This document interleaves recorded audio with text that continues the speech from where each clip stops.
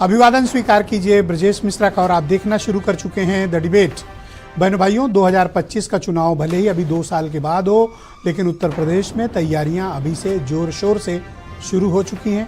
Bharatiya Janata party, Samajwadi party, BSP और कांग्रेस अपने संगठन के आंतरिक ढांचों में बहुत बड़े बड़े बदलाव कर रहे हैं और ये बदलाव फिलहाल अननोटिस्ड है।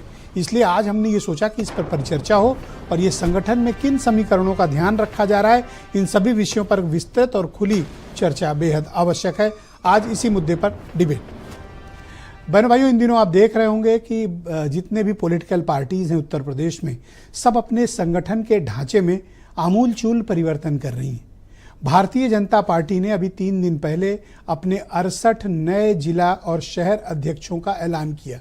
अभी उनके यहाँ 25-28 बाकी हैं, जिस पर उनके यहाँ तकरार भी है, जिस पर उनके यहाँ मतभेद भी है, लेकिन जिस पर स्थिति बन रही थी उन पर भारतीय जनता पार्टी ने अपने सांगठनिक ढांचे का ऐलान कर दिया है।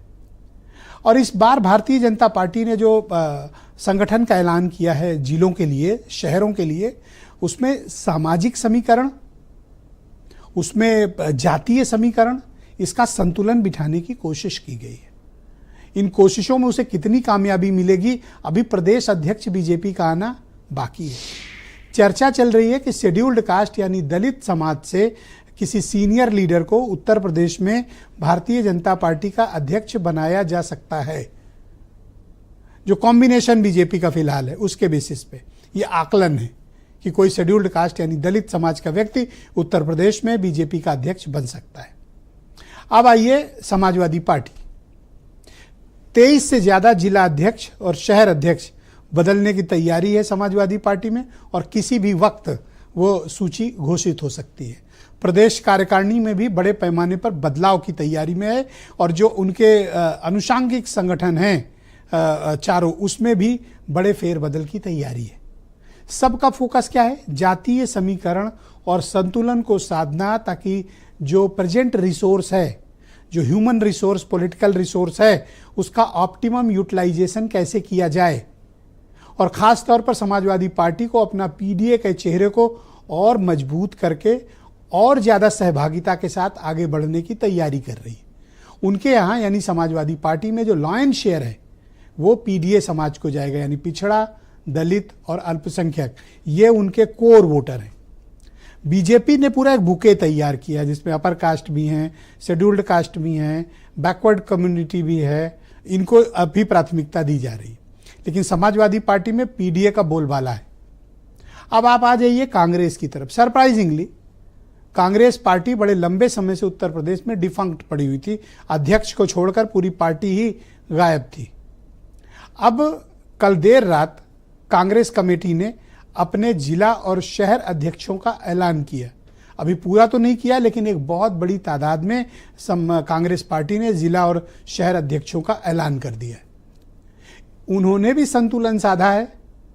पिछड़ों पे, दलितों पे कांग्रेस ने अधिक दांव लगाया है, लेकिन कांग्रेस का दांव अपर कास्ट कम्युनिटी में ब्राह्मण कम्युनिटी भी है, जिस पर कांग्रेस ने जिला और शहर अध्यक्षों पे दांव लगाया है कि कुछ वोट, परंपरागत वोट, पहले किसी ज़माने में ब्राह्मण कम्युनिटी कांग्रेस पार्टी की बड़ी स्ट्रांग होल्ड कम्युनिटी थी जो कांग्रेस पार्टी को जिताती थी, उन पर भी संगठन में दांव लगाने की कोशिश हुई। तो जब इनका सब कुछ चल रहा हो तो बहन जी कैसे पीछे रह सकती हैं? रहना भी नहीं चाहिए। बहन जी को तो आगे आना चाहिए और आगे आकर लड़ना चाहिए। तो एक ज़माने में जो वो भाईचारा कमेटी बनाती थी, भाईचारा कमेटी थी, याद है आपको गौतम साहब? तो भाईचारा कमेटी का पुनर्जीवित किया गया है। इसको कोरामीन का इंजेक्शन दिया गया है और अभी मैं डिबेट में आ रहा था तो मेरे पास पूरी लिस्ट आई बहुजन समाज पार्टी की, जिसमें भाईचारा कमेटी को फिर से जिंदा किया गया है। लेकिन इसमें प्राथमिकता किसको दी गई है? शेड्यूल्ड कास्ट कम्युनिटी को। और भी लोग रखे गए हैं, लेकिन मायावती ने अपने कोर वोटरों पर ज़्यादा विश्वास जताया है और अधिकांश अपनी ही कम्युनिटी, जिस कम्युनिटी की बहन जी हैं, उस कम्युनिटी के लोगों को इस कार्यक्रम की जिम्मेदारी दी है।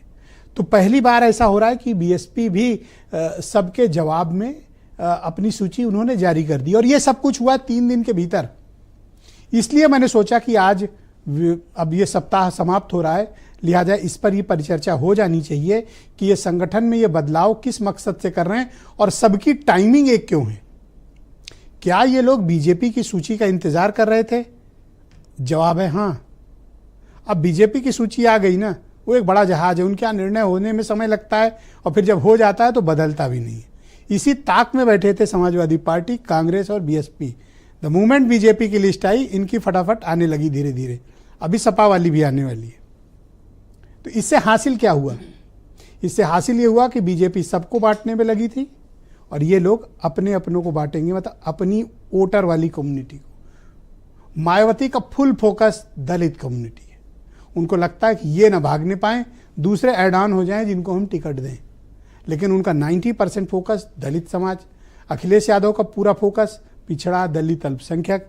बीजेपी का फोकस है कि वो upper caste community, backward caste community, scheduled caste, इन सब का एक बुके तैयार करें।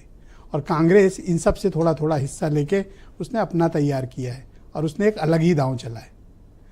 तो इसका इम्पैक्ट 2027 का जो चुनाव उत्तर प्रदेश में होगा, क्या ये उसकी तैयारी है? जवाब हाँ भी हो सकता है कि ये एक फाइनल शेप दिया गया कि ये हमारी बैकबोन ऑर्गेनाइजेशनल पावर है, रिसोर्स है, जिनका हम यूटिलाइज करेंगे।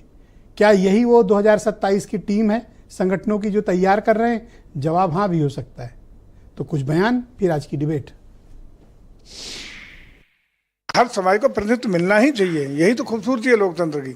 लोकतंत्र में हर वर्ग, धर्म और समाज के लोगों का प्रतिनिधित्व हो, सभी का सम्मान हो, सभी को भागीदारी मिले, सभी को न्याय मिले, सभी को विकास की किरणें पहुंचे, यही तो लोकतंत्र का असली गुलदस्ता है। लेकिन हमारा वोट तो वो वोट है जो तरक्की पसंद है, जो अमन चैन चाहता है, जो देश को आगे ले जाना चाहता है, जो राष्ट्रभक्ति से ओतप्रोत है। हम लोग जात धर्म के आधार पर, पंथ के आधार पर निर्णय नहीं लेते, बल्कि राष्ट्र हित में जो भी निर्णय है सारे निर्णय लेने का काम करते हैं। जो भाजपा सरकार से पीड़ित हैं, दुखी हैं और अपमानित हैं, वो सब समाजवादी पार्टी के साथ जुड़ रहे हैं। जो दलित वोट है, पिछड़ा वर्ग है, अल्पसंख्यक है और अगड़ी जाति के वो लोग जो गरीब हैं और आधी आबादी जो महिलाओं की है, इनको साथ लेकर के 2027 में सत्ता परिवर्तन करने के लिए हम लोग कार्य कर रहे हैं। 70% के करीब पिछड़े, दलित, मुस्लिम अध्यक्ष बनाए गए हैं। कुल 30% के करीब सामान्य जात के अध्यक्ष बनाए गए हैं। पिछड़ों में अति पिछड़े और दलितों में अति दलितों को भी ध्यान रखा गया है। महिलाओं की भागीदारी भी इसमें बढ़ाई गई है। उत्तर प्रदेश में चारों तरफ कांग्रेस पार्टी के झंडे आपको दिखलाई पड़ेंगे और कांग्रेस पार्टी अलग अलग फ्रंट पर लड़ती हुई दिखलाई पड़ेगी और 27 जीतने के लिए लड़ेगी। तो बहनों भाइयों, आज की इस परिचर्चा को आगे बढ़ाएंगे। मेरे साथ भारतीय जनता पार्टी के प्रवक्ता आनंद दुबे मौजूद हैं। ब्रजेश शुक्ला जी उत्तर प्रदेश के बहुत ही जाने माने चर्चित राजनीतिक मामलों के एक्सपर्ट जर्नलिस्ट हैं। दीपक रंजन समाजवादी पार्टी के प्रवक्ता हैं। सुरेंद्र राजपूत कांग्रेस कमेटी के प्रवक्ता। राजेंद्र गौतम